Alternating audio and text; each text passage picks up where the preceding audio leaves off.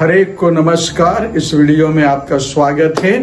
पिछले वीडियो मैंने एक बार ऐसा डाला था जिसमें कर्मा सरना धर्म आदिवासियों का जो सरना धर्म है उस सरना में कर्मा पर्व को लेकर उससे जोड़कर बाइबल की बातें यीशु मसीह की बातें मैंने रखा था।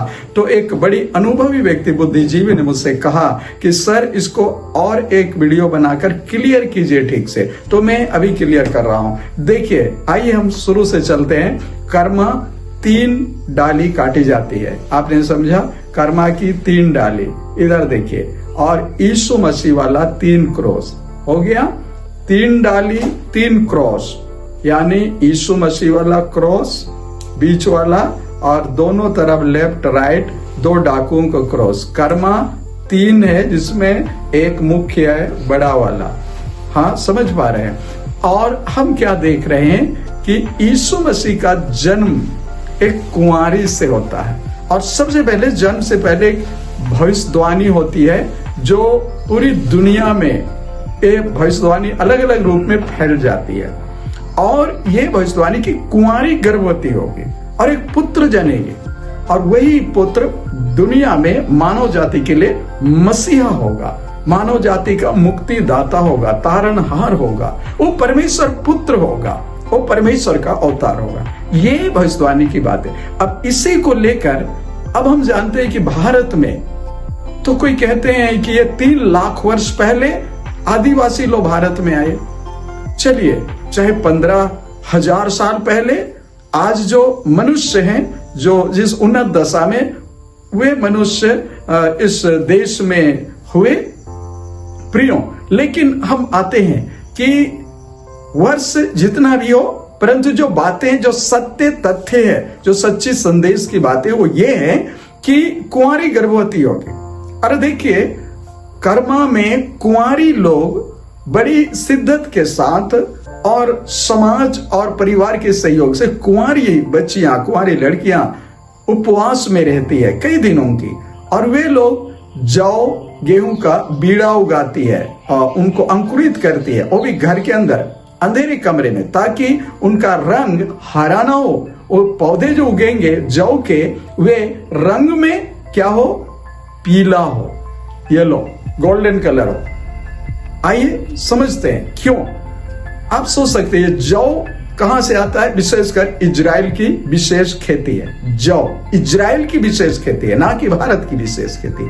फिर भारत में आदिवासी ऐसे कर, वो भी जौ उगा रहे, जौ का बीड़ा अंकुरित करा, वो भी पीला होना चाहिए, गोल्डन लुक में। अच्छा, क्यों?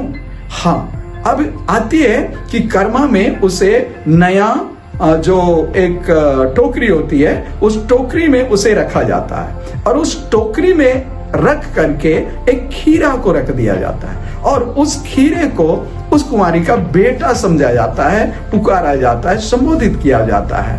और वो जो खीरे को उस जौ का उगाया हुआ बीड़ा अर्थात अंकुरित पौधों में जो येलो गोल्डन कलर की होती है उसमें रखा जाता है। इसका मतलब उस जौ के जो बीड़े येलो कलर के छोटे छोटे पौधों में जो अत्यंत सॉफ्ट हो, साथ में उस पर जो खीरा, जो बच्चा को रखा हुआ है, कुंवारी का बेटा को रखा हुआ है, उसको खरोंच ना लगे, उसको किसी प्रकार का एलर्जी ना हो, उसको खुजली ना हो। देखिए, सोच समझ के इस विधि को अपनाया गया कि उनका रंग हरा ना हो, ताकि उसमें जो रोए रहते हैं पत्तों में, वो एक बच्चे को खुजली उत्पन्न कर सकती है, खुजली दे सकती है, अनकंफर्टेबल कर सकती है। इसलिए उसको येलो गोल्डन कलर का एकदम सॉफ्ट, और उसमें कोई भी प्रकार की चमड़े, विशेषकर नए बच्चे के स्किन में टच होने से किसी भी प्रकार के हानिकारक या क्षतिजनक ना हो। समझ पा रहे हैं आप? इस रीति से हम क्या देखें? भविष्यवाणी,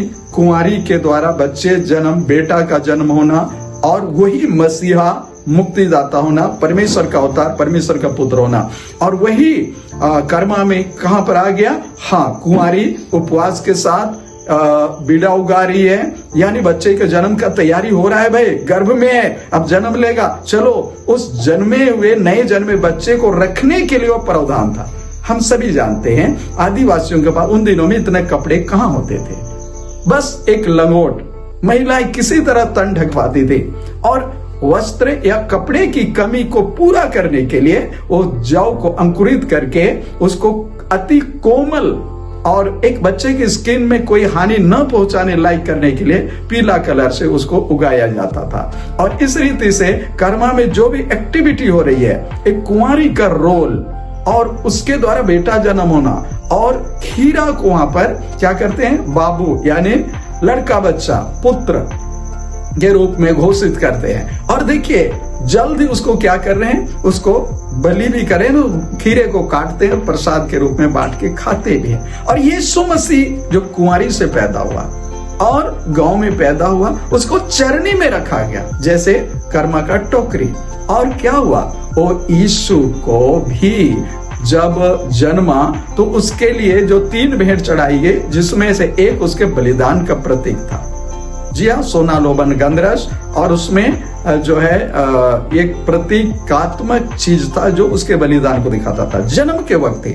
अब देखिए यीशु बलिदान होते हैं, उससे पहले वो रोटी लेते हैं, तोड़ते हैं और चेलों को देते हुए कहते हैं, लो खाओ, यह मेरी मांस है, और लो पियो, दाखरस को देते हुए कहते हैं, यह मेरा लहू है, दाखरस अंगूर का रस को। आज क्या झारखंड में, भारत के कई कोने में अंगूर उपलब्ध है क्या गांव में? जी नहीं। उसकी पूर्ति के लिए गांव वाले क्या किए, हड़िया बना लिए, और अंगूर का दाखरस और ये जो हड़िया है, जो चावल के अन्न के द्वारा तैयार किया हुआ वो वाइन, शराब, और वे एक दूसरे से मेल खा रहे। आप देखिए, और क्या यीशु का ये कहना कि लो खाओ मेरा मांस है, और कर्मा में खीरा को काटकर लोगों के बीच में बांटकर पवित्र दशा में, पूजा की अवस्था, तैयारी की दशा में जो लोग होते वे खाते हैं, और ये मिलता जुलता है। अब क्लियर हो गए होंगे, यीशु का जन्म से पहले जन्म, और फिर यीशु का बलिदान, और वो खीरा कुंवारियों के द्वारा यीशु बेटे के जन्म की तैयारी की प्रक्रिया, और वो जौ का पौधा उगाना, फिर यीशु मसीह का बलिदान के जैसा उसके खीरे के बलिदान, खीरे को बांट के खाना, यीशु का कहना कि लो खाओ, ये मेरा मांस है, मेरा लहू है, लो पियो। अब देखिए वो खीरा को खाते हैं और हड़िया पीते हैं। देखिए मेल जुल रहा है। और ये क्रूस, 3 क्रूस और 3 करम एक बात को दिखा रहा है। अब यही तो है एक बड़ी सच्चाई, चाहे 3 लाख वर्ष पहले, चाहे 15,000 साल पहले, चाहे जितना 1000 साल पहले, चाहे जितना भी पहले आया ये संदेश, लेकिन एक सत्य संदेश आया जो आदिवासी, जिनके पास लिखित नहीं है लेकिन उनके यादों में है, वे लोग पीढ़ी दर पीढ़ी एक दूसरे को शेयर किए और अपनी परंपरा में एक मानने की बातों को, धर्म की बातों को बरकरार रखे आज तक। जी हाँ, यही सच्चाई है। आदिवासियों का असली ईश्वर, असली परमेश्वर यीशु मसीह है, और यही कहना चाहता हूं क्योंकि सत्य यही है। आप सभी को धन्यवाद। हम इसको और भी विस्तार रूप में देखने की कोशिश करेंगे। उम्मीद रखिए तीसरे एपिसोड, तीसरे वीडियो के लिए इस विषय पर। Thank you. वॉच कर रहे हैं आप, दूसरों को भी वॉच करने, देखने के लिए आप शेयर कीजिए, लाइक कीजिए, सब्सक्राइब कीजिए। Thank you.